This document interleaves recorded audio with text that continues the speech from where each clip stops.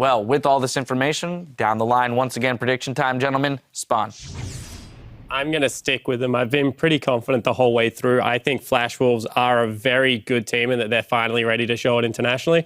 And I just think that support jungler duo is good. And I don't think their liabilities are that much of a liability that we thought would come in. Even NL is not playing horribly. He's stepped up and started to play fairly good League of Legends. Not great by any measure, but they're just not as weak as they first appeared to be. Zyrene is the NA pride in the faith there? It is. I have to go with CLG. I went with them at Madison Square Garden. I think that that CLG is going to show up here in this match, and they did win against Flash Wolves previously. It was very sloppy, but I think they're going to pull something out just a little bit different and go back to the MSG style. To be fair, the Madison Square Garden CLG played against one of the worst TSMs we've ever seen.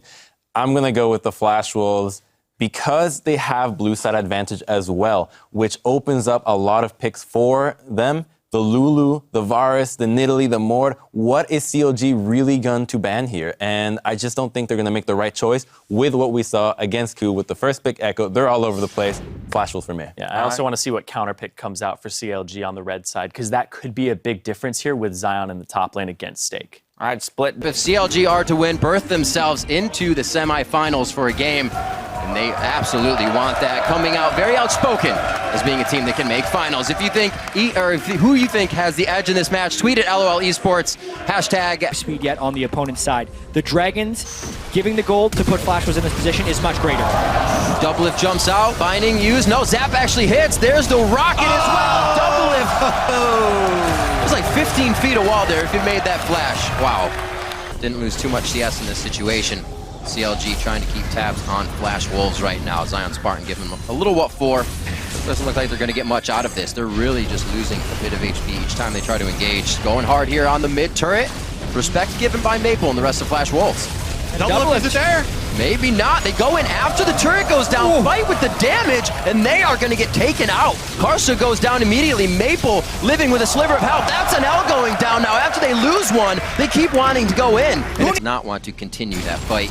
CLG starting to gain a little bit back here and there, but they got to make sure they're not the ones chasing the fights that aren't going to happen. And if they want to push this really hard, probably the turret easily for Flash Wolves. Yep, eyes on Zion. Where's the teleport? Here Afro's comes. still going to go in. They try to get Karsa immediately. Still pretty tanky. It's going to take a while to go down, and that's enough time for Flash Wolves to assess and set up a kill of their own. 2 going down. Zion Spartan next. Smithy coming back up from previously. Sorry. Holding, maybe they can get. Oh my word. Nice Doublelift gets hit. Very nice channel on that. Getting out of the unstoppable force. That's going to be Afromu down. Like he said, no ultimate here. Smithy comes in a bad spot. Zion Spartan, rather. But this could be Flash Wolves' loss. If they can get a few more hits in on the side of CLG, they're going to start losing members. Stake back to the front line. Karsa gets there as well. Black Shield on him again, so he can't be stopped. Doublelift in the eyes now of Flash Wolves. Zion Spartan doing what he can to deter and peel off his AD carry. Zion onto Sword Art. Sword Art could go down with one more hit, but he just can't swing the sword. Doublelift to the other side. Dubbing in. He gets the reset. He says, "King me," but can't get the next jump. Zion Spartan now in a battle. A 3v1 around him. A 2v1, I should say. And it does not look like it's going to end well. The parallel conversion stun is going to happen, but Karsa is free to roam and free to swipe. He does not have the Lulu for a hyper carry, and they're going to have to find a new way to try to come back. After Mukau once again, Maple's going to take him down, take him right down all the way. Hits another sigil, and it looks like they go in. A kick to NL. He's to the back line. Great damage coming in from McSmithy, but he goes down for his attempt. And can CLG clean this one up? Doublelift jumps forward. The red buff is on, so they could play. What a binding coming in from Sword Out. They're able to finish off Doublelift. The double kill for Stake.